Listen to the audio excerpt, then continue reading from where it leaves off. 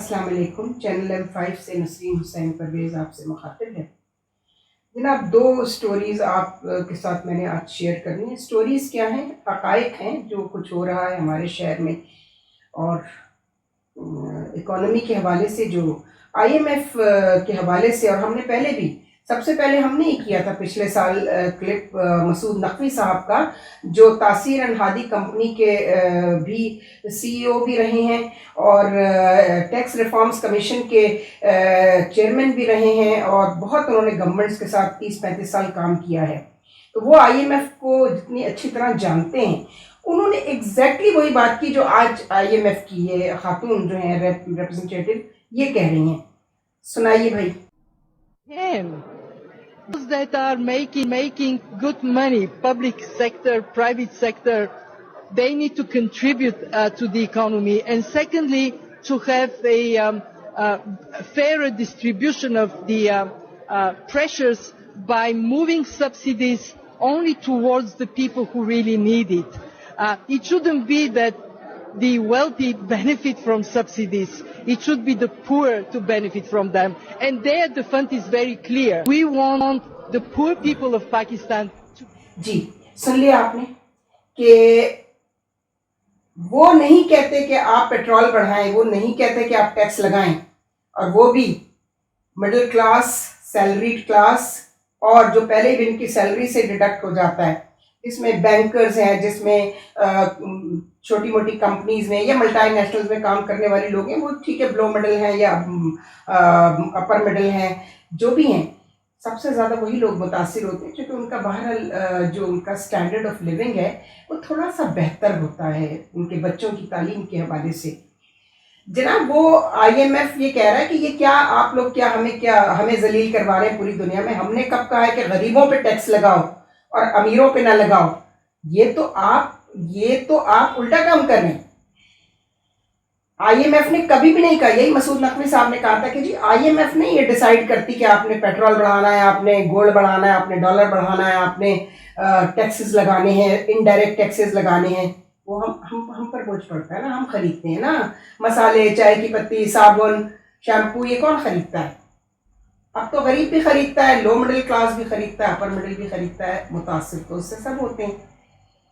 लेकिन जो उमरा हैं वो तकरीबन रूलिंग एलीट ही बन जाते हैं, इसलिए कि ये रूलिंग एलीट जो होती है, इसकी इलेक्शन कैंपेन पे 10 दफ़ा मैं बता चुकी हूँ कि ये पैसा खर्च करते हैं। क्यों करते हैं? ताकि जब वो बरसरे इख्तिदार आए तो उनसे अपने लिए टैक्स में रिलीफ ले सकें, प्लस उनसे दूसरे फ़ायदे हासिल कर सकें, और उनकी वजारत तिजारत, ministry of trade and commerce और फाइनेंस में वजारतें और मुशावरतें, मुशीर और वज़ीर लग सकें।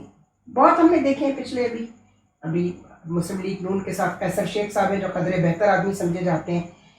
रज़ाक दाऊद भट्टा बिठा के गए इमरान खान का, और हलीम खान और जहांगीर तरीन, यही दोनों ATM मशीनें कहलाती थी ना। इससे पहले हमेशा सियासतदानों के इलेक्शन कैंपेन में और इलेक्शंस के जो प्रोसेस में जो खर्चे एक्सपेंसेस होते हैं वो ये बिजनेस कम्युनिटी भुगतती है, जिसमें बड़े बड़े बिजनेस टाइकून हैं, उनके ऊपर तो टैक्स नहीं लग रहा है, उनके यहाँ तो रेड नहीं हो रहे हैं, या सियासतदानों के यहाँ हो रहे हैं। मैं उनको सपोर्ट नहीं कर रही ना, मुकेश चावला को के 60 अरब रुपए निकले और भाग गए सब। शर्जील, मैंने कहा ना, सिर्फ शर्जील मेमन नहीं, बहुत लोग भाग गए हैं। सुना है मरियम का जहाज भी तैयार खड़ा है। तो अभी हम एक बात करेंगे जो हमने, सोशल मीडिया को मैं ज़्यादा ट्रस्ट नहीं करती, उसका ट्रस्ट डेफिसिट बड़ा ही पैथेटिक है, लेकिन कुछ लोग हैं जिनके पास अंदर की खबरें इसलिए होती हैं कि हमारी इस्टेब्लिशमेंट के लोगों के साथ उनकी दोस्तियां होती हैं और वो इन्फॉर्मेशन सारी वहाँ से लेते हैं। मेरे पास चूँकि मेरी जो एक्सेस है वो इस्टेब्लिशमेंट के किसी भी फर्द से नहीं है, तो मुझे बहुत दिक्कत पेश आती है। मैं तो उन्हीं चीज़ों को, और जो देखने वाली खबरें जो हमारी मेन स्ट्रीम मीडिया पे चलती हैं और जो टॉक शोज चलते हैं और जो सोशल मीडिया पे 2-4 लोग, जैसे मैंने देखा इनसाइड बाई मौज़म फ़खर कोई साहब हैं, और अच्छा मुझे नहीं पता वो जर्नलिस्ट हैं या नहीं, और वो रज़ीनामा करके भी एक साहब रज़ी साहब कहते तो यही है कि वो जर्नलिस्ट हैं, और अच्छा उनका तज्ज़िया भी होता है। और बहुत सारे लोग सोशल मीडिया पर ऐसे हैं जो कुछ बेहतर काम कर रहे हैं बाकी लोगों से, اور وہ اس لیے بہتر کام کر رہے ہیں کہ ان کو جو آپ کے اسٹیبلشمنٹ کے لوگ ہیں وہ فیسیلیٹیشن دیتے ہیں. یہ کوئی بری بات نہیں، اچھی بات ہے، یہ آپ کو فیسیلیٹیٹ کرنا چاہیے.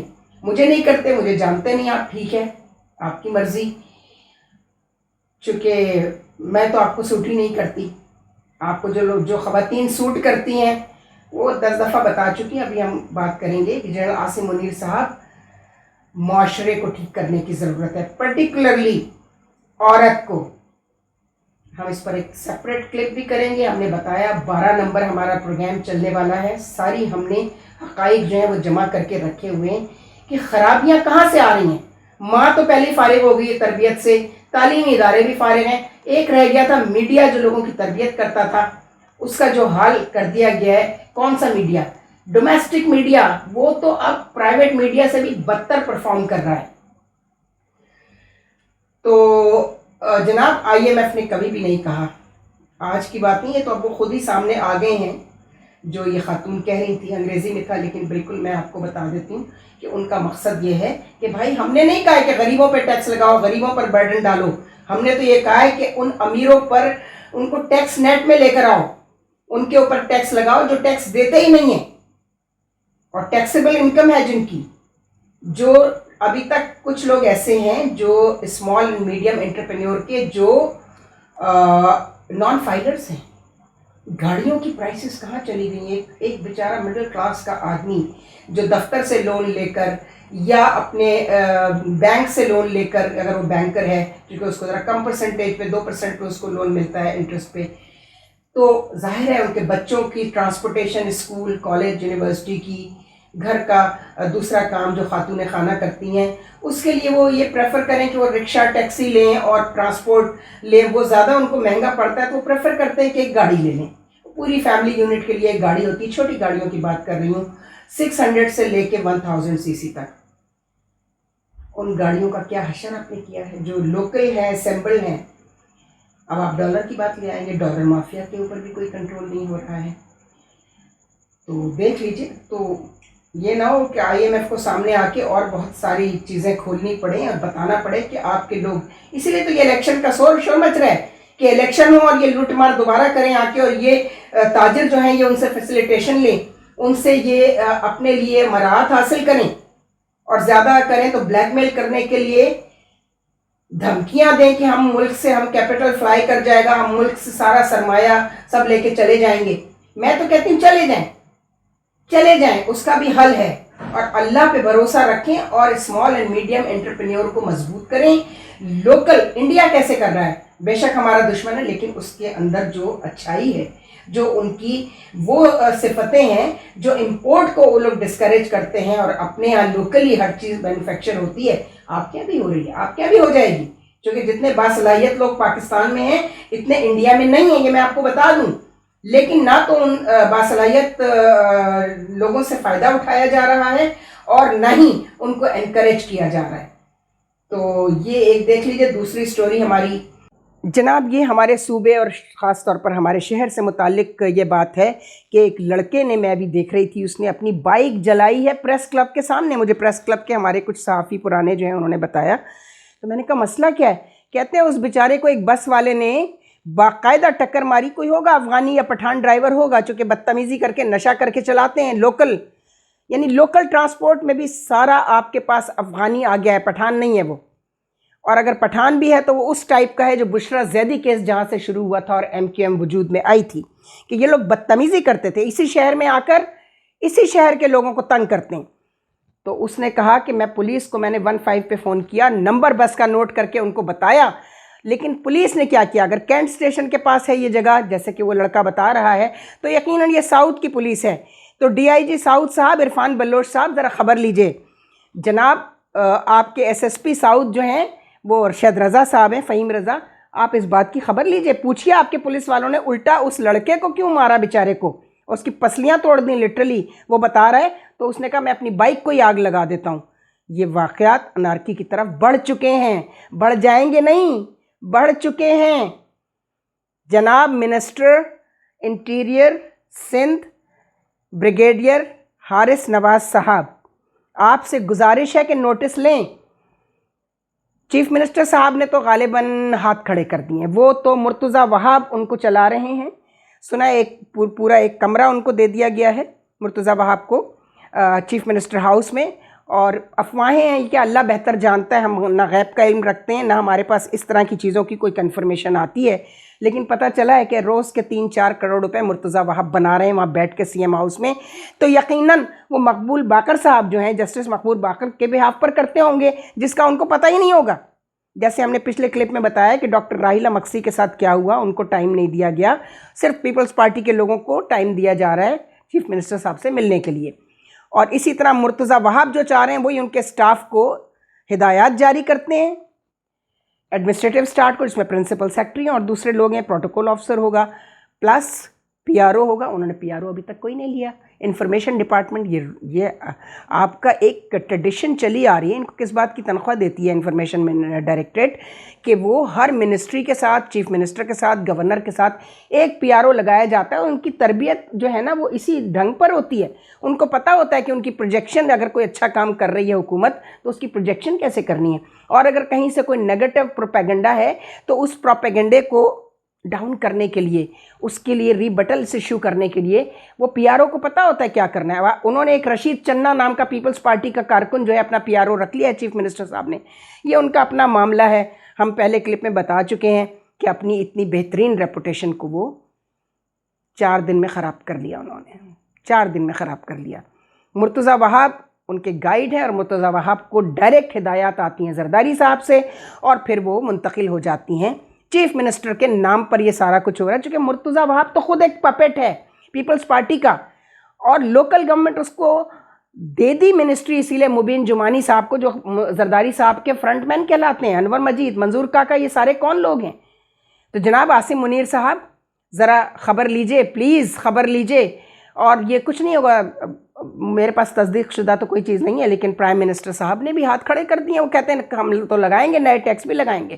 بجلی پہلے ہم نے سستی کی ہوئی ہے, اور اس دن ڈاکٹر شاہد مسعود نے کہا 60 روپے پیٹرول صرف اگست کے مہینے میں بڑھا ہے. 15 وہ کر گئے تھے جانے والے, باٹا کے ریٹ 14 روپے 90 پیسے. یہ دوسرے آئے, انہوں نے کیا, پھر ابھی کیا, اور کہتے ہیں ابھی اور بڑھائیں گے بجلی بھی. اور کیا کر رہے ہیں آپ لوگ؟ یہ جوتے کے بغیر معاملہ ٹھیک نہیں ہوگا. ہاں, ایک بات سے میں ایگری کرتی ہوں پرائم منسٹر صاحب کی, کہ آرٹیفیشل پرائس ہائیک ہے. لوگ شور نہیں کر رہے, لوگ اس آرٹیفیشل پرائس ہائیک سے پریشان ہیں.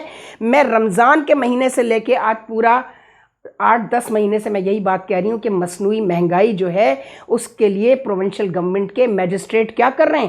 جناب بریگیڈیئر صاحب, حارث نواز صاحب, آپ ہوم منسٹر ہیں, آپ اپنے میجسٹریٹس کو کہیے کہ جاؤ ریڈ کرو جا کے دودھ کی دکانوں پہ, گروسری شاپ کے اوپر, ہر جگہ, سبزی والے کے یہاں. ضرورت نہیں پڑے گی پھر کسی آرمی آفیسر کے یا کسی آرمی کے جوان کے جوتے کی. یہ کام آپ کے میجسٹریٹس کا ہے, ان کے پاس پولیس ہوتی ہے, پولیس ساتھ لے کر جائیں, لوگوں کو ریلیف دیں. تو پرائم منسٹر صاحب اس طرف بھی توجہ دیں کہ پروونشل گورنمنٹس کیا کر رہی ہیں. یہ جو آرٹیفیشل پرائس ہائیک ہے, آپ کم از کم اس کو تو روک سکتے ہیں. ہم تو یہی کہیں گے کہ آپ لوگوں کو اگر ریلیف دے سکتے ہیں, آپ کو کچھ اختیارات بھی ملیں. وہ ابھی تک ویسے اس کی وضاحت نہیں ہوئی کہ وہ کون کون سے اختیارات ہیں, تاکہ لوگوں کو بھی پتہ چلے کہ آپ سے کون سی ڈیمانڈ کرنی ہے اور کون سی نہیں کرنی. چونکہ الیکشن کا بخار اب چڑھ گیا ہے سارے سیاستدانوں کو, چونکہ موت آ جاتی ہے نا جب الیکشن کے بغیر گھروں میں بیٹھے ہوئے ہوتے ہیں اور حکومت میں نہیں ہوتے یا اسمبلیوں میں نہیں ہوتے as a opposition leader also. تو بس بخار چڑھا ہوا ہوتا ہے, کس طرح میدان میں اتریں اقتدار کے اور لوگوں کو تنگ کریں, لوگوں کی زندگی کو اجیرن کریں. خدا کے لیے اس طرف توجہ دیجیے جناب جنرل عاصم منیر صاحب, چونکہ آپ اکانومی کے حوالے سے ایک فیسیلیٹیشن کمیٹی جو بنی ہے, آپ اور آپ کی ٹیم اس کی ممبر ہے. خدا حافظ. سانائے ہستی ہم اپنے آقا کو سنائے جاتے ہیں, افسانۂ ہستی ہم اپنے آقا کو سنائے جاتے ہیں. امید لگا